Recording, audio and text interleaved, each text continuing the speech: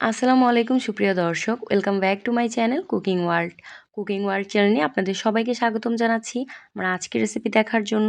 আমার আজকের রেসিপিতে থাকছে হোয়াইট সস পাস্তা। খুবই অল্প সময়ে এবং সুস্বাদুভাবে কিভাবে এই হোয়াইট সস পাস্তাটি তৈরি করতে পারবেন, চলুন কথা না বাড়িয়ে আমার আজকের রেসিপিটি মনোযোগ সহকারে দেখে নেন। হোয়াইট সস পাস্তা তৈরি করার জন্য প্রথমে এখানে আমি চিকেন নিয়েছি। চিকেনগুলোকে একদম কুচি কুচি করে কেটে নিয়েছি। এখানে আমি হাড় ছাড়া চিকেন নিয়েছি। এখানে স্বাদ অনুযায়ী লবণ, মরিচের গুঁড়া এবং ১ টেবিল চামচ কর্নফ্লাওয়ার দিয়ে চিকেনটাকে ম্যারিনেট করে নিচ্ছি।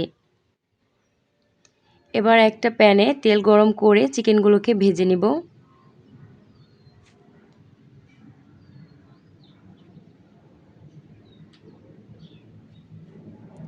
চিকেনগুলো ভাজা হয়ে গেলে যেই ভাজা তেলটা ছিল সেই ভাজা তেলের মধ্যে আমি এখানে ২ টেবিল চামচ ময়দা দিয়ে দিব।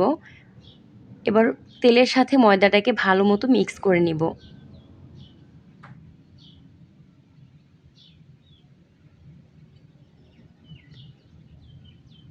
এই তো ময়দাটা ভালো মতো মিক্স করা হয়ে গেলে এখানে দিয়ে দিচ্ছি আমি ১ কাপ পরিমাণ লিকুইড দুধ।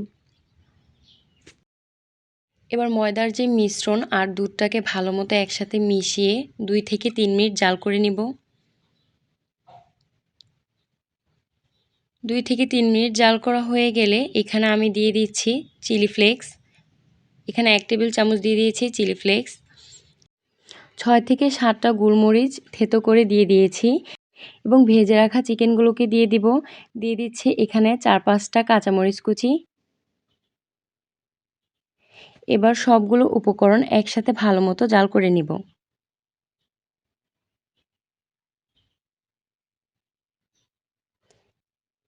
২ থেকে ৩ মিনিট জাল করা হয়ে গেলে এখানে আমি একটা ম্যাগি মশলার প্যাকেট দিয়ে দিচ্ছি।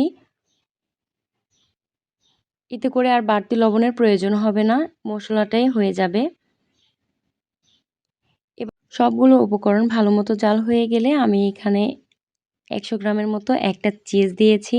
যতক্ষণ না পর্যন্ত চিজটা ভালো মতো গলে যাচ্ছে ততক্ষণ পর্যন্ত এটাকে জাল করে নিব। চিজটা ভালো মতো গলে গেলে এখানে আমি বয়েল করে রাখা পাস্তাগুলোকে দিয়ে দিব।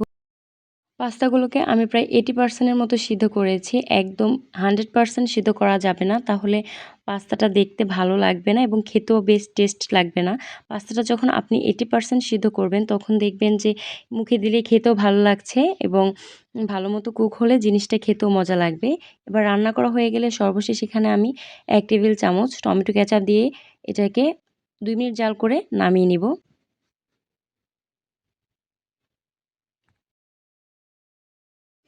এই তো জিনিসটা যখন এরকম হয়ে আসবে, একদম আঠা আঠা হয়ে আসবে, তখন বুঝতে হবে যে এটা কুক হয়ে গেছে। তবে বন্ধুরা, আমার আজকের রেসিপি ছিল এ পর্যন্তই। আমার রেসিপিটি কেমন লেগেছে অবশ্যই কমেন্ট বক্সে জানাতে ভুলবেন না। ফিরছি অন্য আরেকটি রেসিপি নিয়ে আপনাদের মাঝে।